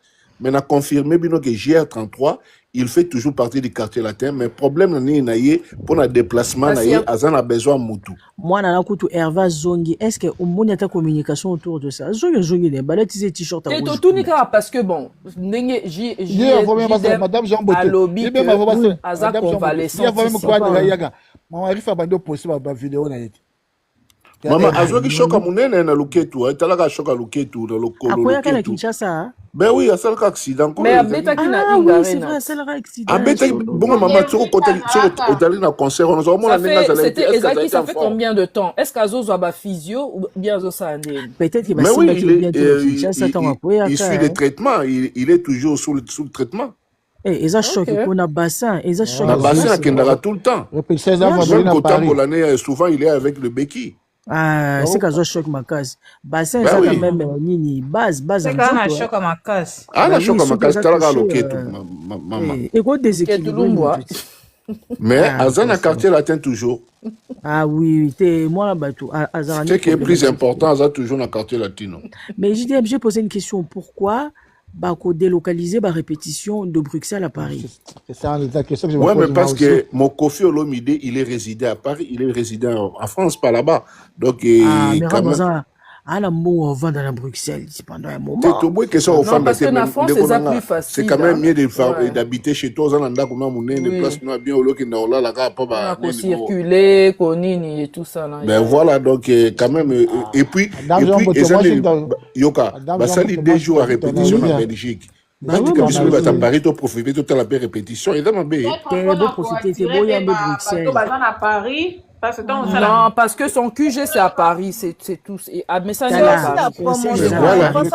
Le QG c'est à Paris, mais le concert c'est dû à Bruxelles. Après, c'est mon point de vue, mais le concert, il est à Bruxelles. Oui, mais si, mais mon Le pas on veut que concert ça soit à à Bruxelles, Paris. Mais mon pas on Parce veut que que les la décisions répétition soit à Paris. Tondimi, mais Ngapé Nabi, par rapport à point de vue Nanga, j'aurais trouvé cela logique que Atia QG momentanément jusqu'au 12 à Bruxelles. Normalement.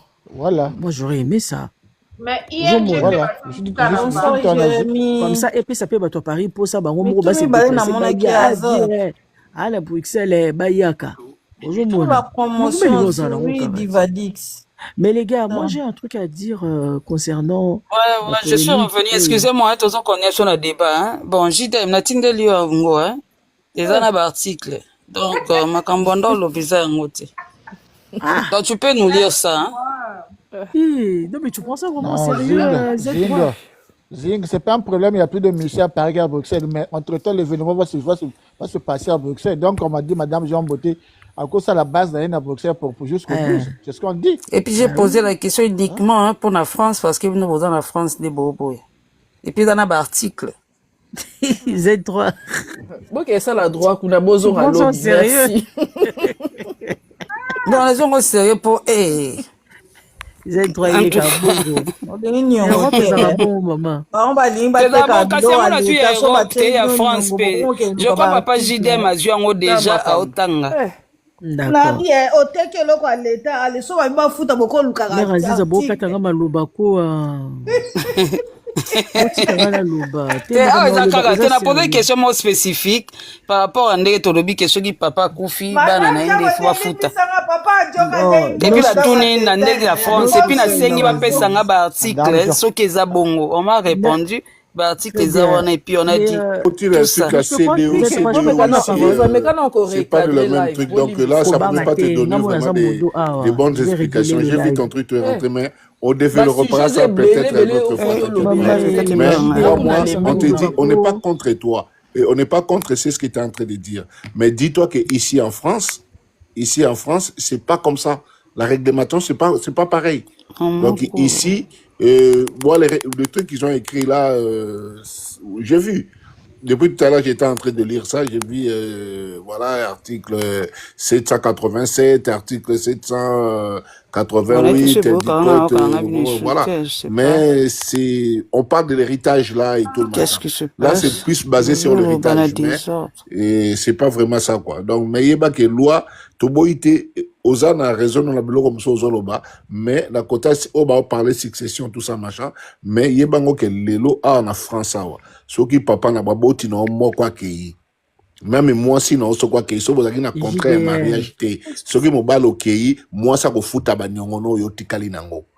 Linga te ba futa au moins que de ton vivant au épargné qui est dans ma camboano celle qui va papier pour épargner nango si tu lui as pas épargné elle va payer ou les enfants ils vont payer. Vous m'entendez? Oui. Ah oui. Ah, parce que JDM depuis tout à l'heure je lui dis donne-moi la parole, tu m'entends pas? Ah pardon, je t'ai pas entendu, vas-y, je t'écoute. Ah ok, merci. Mais t'as fini JDM ou pas? Le débat là, ça sert à rien parce que c'est justice. On reste dans le conflit et dans nos divers là, ça sert à mieux. Merci. Voilà. Donc moi j'ai pas encore réagi depuis plusieurs jours sur la polémique créée par Joseph Kabengele, alias Djoka. Ngala ina lubaboye. Na observé Babu Zoba depuis Banda. Nani Makole Konda, bon, non, mais Makole Konda après. N'a pas que Rambo, n'a pas média parmi ses pairs, c'est-à-dire, bah, artistes et musiciens locaux là, bah, toi, média, etc. Il y a personne qui prend ouvertement la défense de Koffi Olomide. Tant on m'a comme la cahier, ou tant injustice morobo et ça les makana comme Rambo.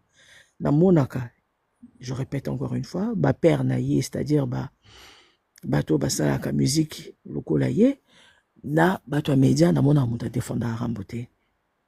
Tout mona ki en awa, tant Makole Konda, il a eu à rassembler une bande d'impolis, une bande bana moko ya balabala quoi.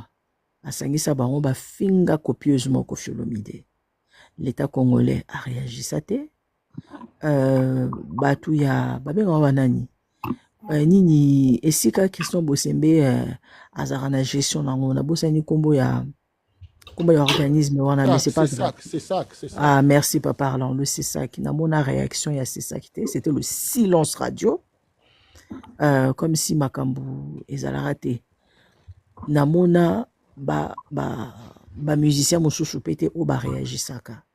Par contre nanyo yo papa Juna Janana o asalinga personnellement et l'autre côté papa Junana tango afinga mara awa batu ba telema bipai na bipai. Il y a eu des réactions de partout.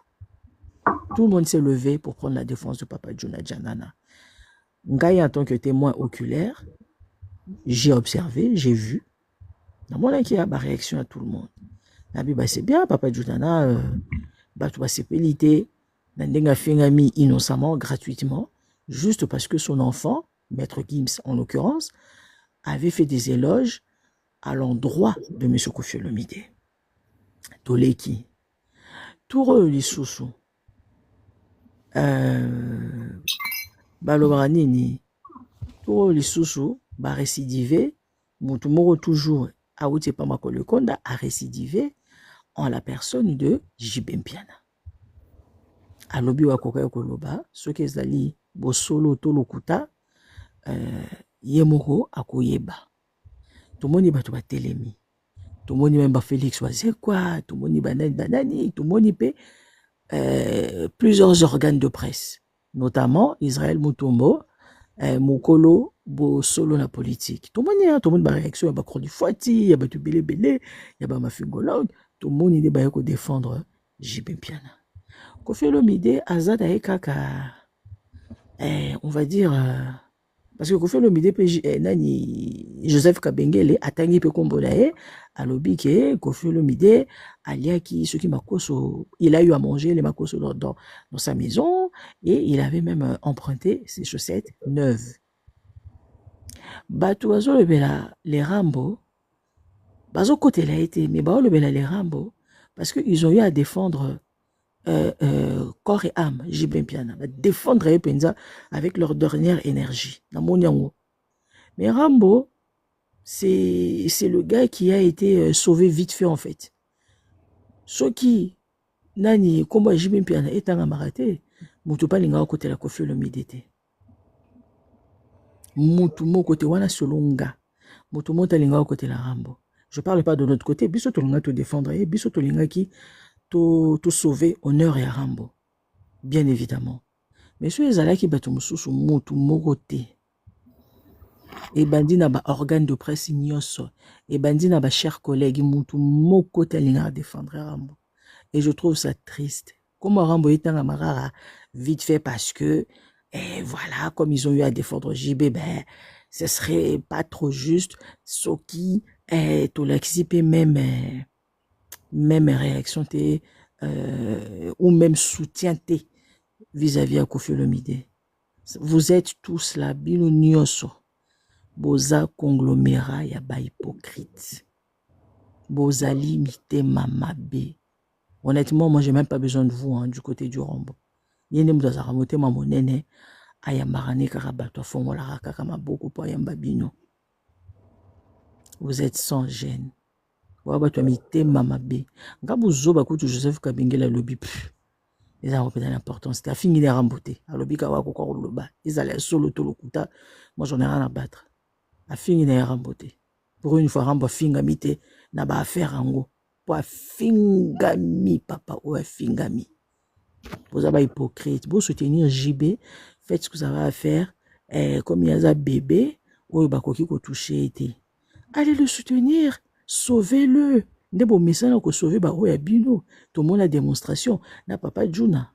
N'a problème papa Juna. Te la CP la pété ndenge a fingama na kosonara. Ba ma fingate. Je ne suis pas de ce genre-là. Je n'aime pas ça. Nazo sala apologie à ma finga arrêté. Mais nazo zongi samba comme na katia contexte nango. Yangwana ba Koffi Fil de partout dans le monde bipa ibozali. Ba o bozali na katia live awa. en direct. Ba o bozolanda biso na fenêtre. Makambo boye ete ya kabino.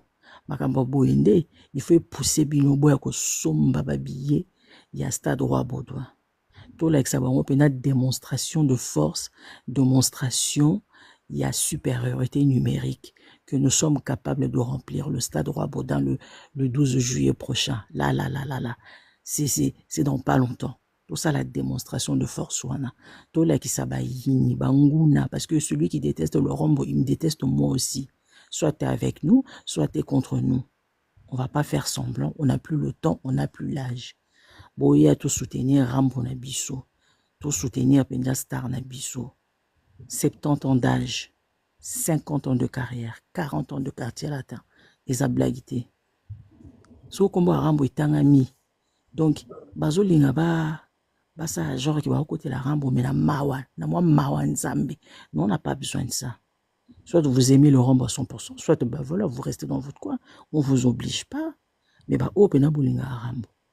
Boya, tout ça la démonstration wana. Boya, venez nombreux. Parce que les hommes on en a vraiment à travers la presse modèle baolinga na bango ramboté modèle misusu bazo kanga penza ba gouti po projet na biso ya stade Roi Baudouin échoué. Tout ce que la bango tenté tout tikate tout linga même pas les campagnes salema ponga penza na bandoto na nga ya chaque jour na mona ka plein na mona spectacle mo ya qualité sur les 4 heures ou 3 heures on va passer un moment de qualité, un moment d'ambiance bon enfant, un moment de fête, un moment de retrouvailles encore une fois avec le Rambo. Bozo kanga, donc boso ba bien nabino. Ba kama ba joke kita na ceux qui n'ont rien à battre. On s'en fout.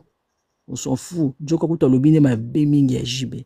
Pour moni nde ba bimi ba nyonso. Ba fingi joka pena ba ma finga muko. J'en revenais pas. Moi, il a répété en Wizazate parce que c'est tellement dégueulasse. Même mon esprit voudra même pas faire cet exercice-là.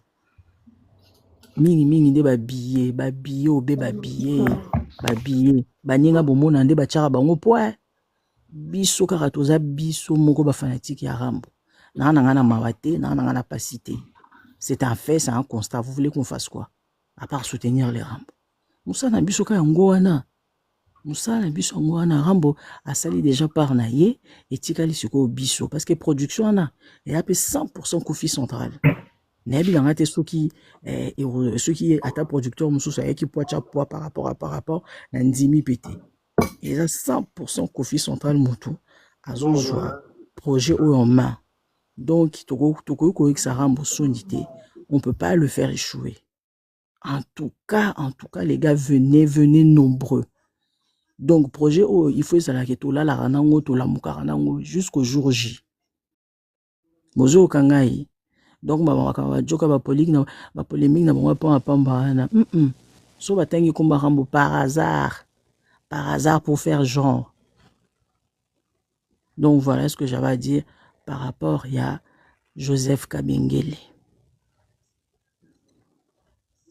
Bon, faut ramener le micro sur la parole. Ah oui, profonde réflexion. Merci, papa. Oh, ouais. La remarque, elle est pertinente. Oh, Olali te vive. Te walangai. La remarque, Madame Jean Beauté. Ah bon, comment Ta réflexion est très pertinente parce que dans ce que tu viens de dire tout à l'heure là, dans les logos Mogo, bon, on va pas rester sur ça comme tu as dit tout à l'heure, on va pas rester sur ce point-là. Sur le cas de Joseph Kabengele. Mais il a dit un truc là, il a sorti une vérité là, mais si cette vérité là était à l'encontre de Kofi, les lives allaient se faire. Hein? Exactement. Quand il a dit que Abimarana Bananike, ce gars-là dit quoi de... Oh! Kasi j'ai changé, te kuna yindi tope mino mikolo. Inda. C'est là pour le solo wana betaki en direction à quoi kasi alinga ba bébé c'est la projet ya nani ya Baudouin. C'est ça. Chikana yo. Pardon. Mais bango tu ba nini ba tiel ba zongisi na katikati ya makolo. Ba vandi suite.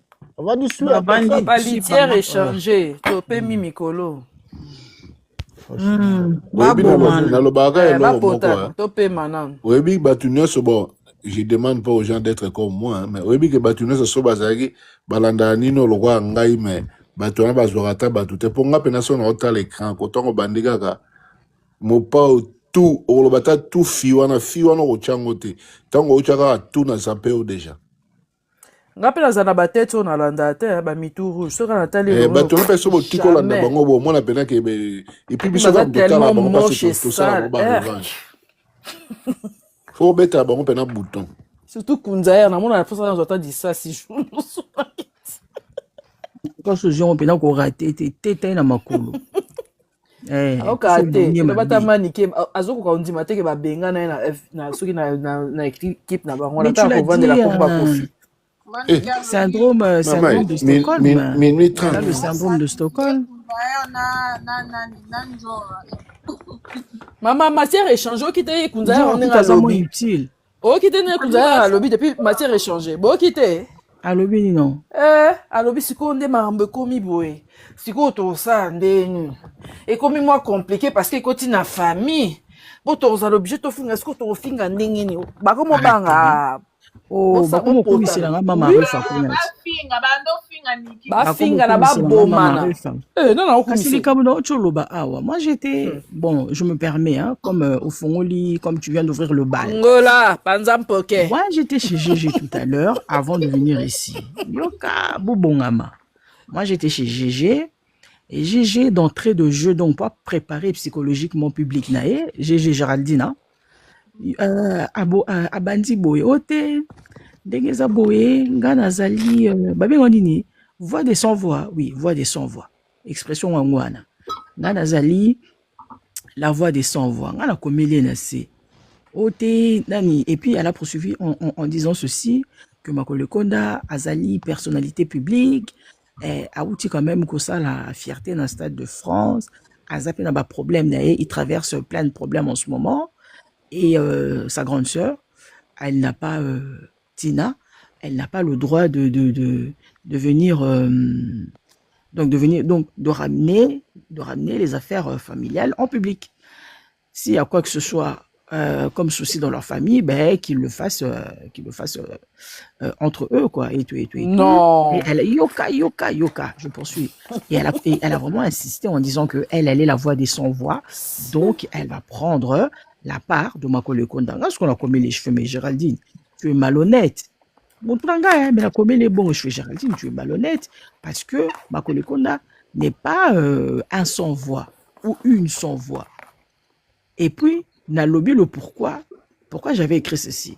N'a pas qui boui, azali sans voix te, azana bataillon na emobimba. Donc, Arsenal yabama fingologue. Oyo yemo kwa armée des ténèbres kasi bien bon manika lobi bo créer dragon alobi yango ata ndinza déranger Makolo Konda bango bakokende kofinga ata ngongi mo bane kolekane par hasard pemela Makolo Konda bango bakosasa ye bakofinga bakoboma bakokata ye.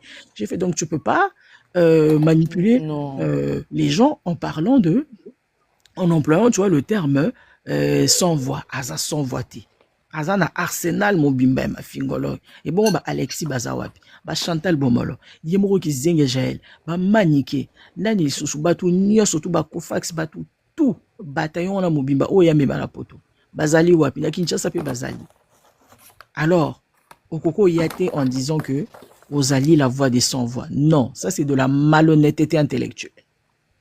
Bozomon lelo mama rufa komi mutu mala mama rufa oh nana lobi nana komisie kasi kizenga na Jackie Mpikunet ameli kutu masanga o petit na ki bino ke baza ba psychopathe tina oto gangele na téléphone tina abenga tina non tina mutu abenge selon ye parce que moi on totala on a page kala mingi te wana tika boy page selon qui tina oto mandam quand on assiste même pas j'étais tellement occupé dans la monivino bomati on a eka mbala moko on assiste ya bitina mata tina za mukuse moko tina suka ngana loketo bilo bosaka na muto mukuse moko na famille bazui na kutana tina j'en revenais pas asuke la kangana loketo azama tata et puis aza déterminé tu blagues avec elle Aza mama likambo oyebi nde baloba na lingala même na Bible loba baroya banzela moko bakopanza na banzela sambo. So omoni bapanzani le seke ezosenga nani akokende. Mais je t'avais dit bonjour Kinyate non. Je t'avais pas dit ça. Barozo Kinyate. Soki baninga nde bazolia baninga tango ekoma siko tour na yo. Je m'attendais pas à la carte de Tata Mwasi. Et je me dis mais maman soko moni makambo ekomi boseke eyo me koti na famille. Et puis t'as vu Nana elle a répondu. T'as vu une agitation Nani. Nana elle a répondu hein. Oh, elle a dit quoi? Maman, maman, elle a fait un statut. J'ai eu au moins 50 messages. Oui, elle a fait un statut. Deuxième statut déjà. À l'obéli, non? Ne vous victimisez pas. Si tu vois quelqu'un se victimiser, la personne n'est pas innocente. Oh,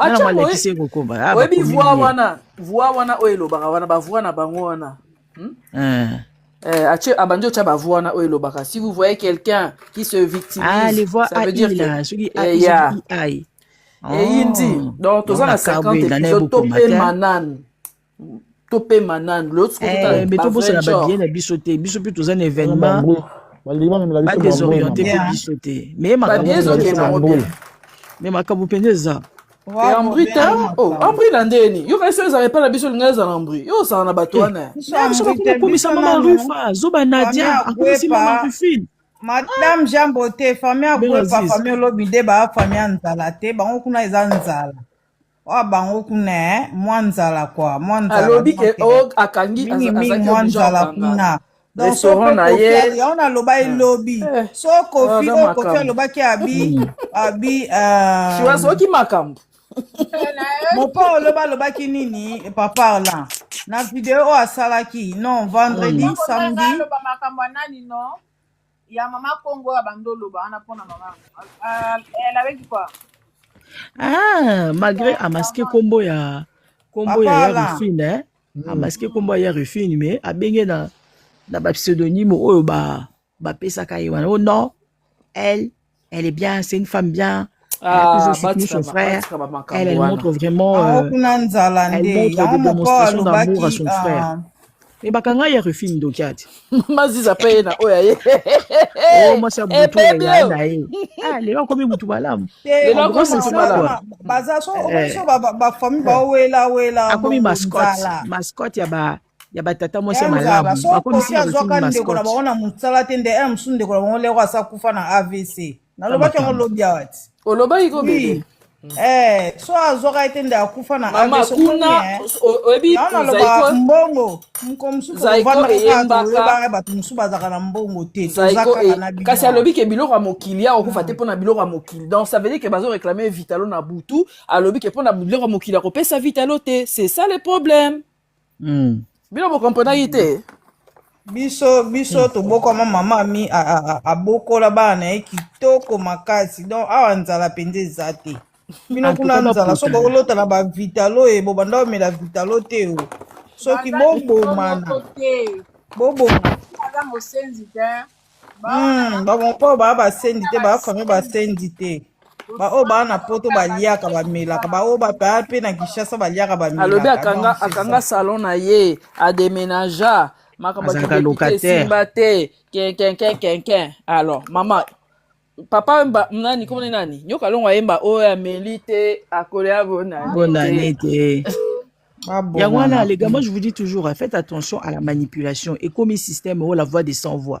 Bakolo konda pena zangi bato fingela nani ndekonetina. Bakolo konda zangi. Kasi pona fali monde bakiti si bato fingela ke tu vois les mêmes personnes au bafingela ke bana ba on peut bafingela ya c'est tout.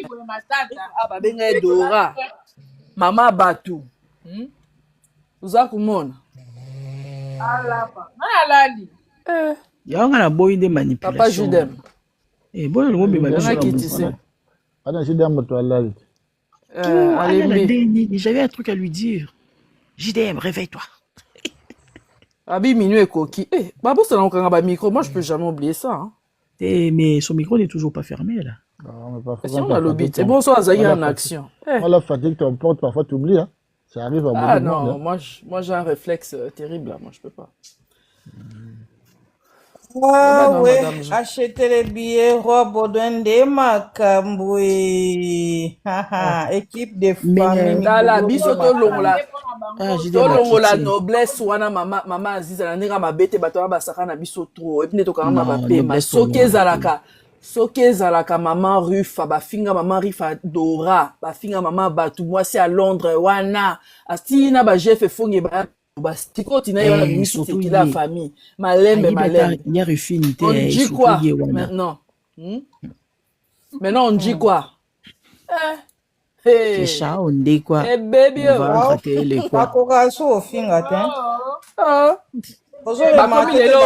La voix des sans voix. Ah! Et Congolais am te ma belle. Heureusement que justice dédiée. Il fallait oye misaye. Oye abimisa ka pona quadra parce que wana zalaka nani. Folo tuna e bongo che. Mabe abimisa pona quadra mwana ya GG na yo wana. Wani zalaka nini? Madame Jean Beauté. Pourquoi ils font semblant? La voix des sang va quand. Alobi hein. Ya salaga live ya finga ka quadra. Oya bimisa ka pona quadra. Wana zalaka voix de sang voix te. Ah, c'est... Oh, papa d'Angaï. Tu as vraiment mis le doigt là où il fallait.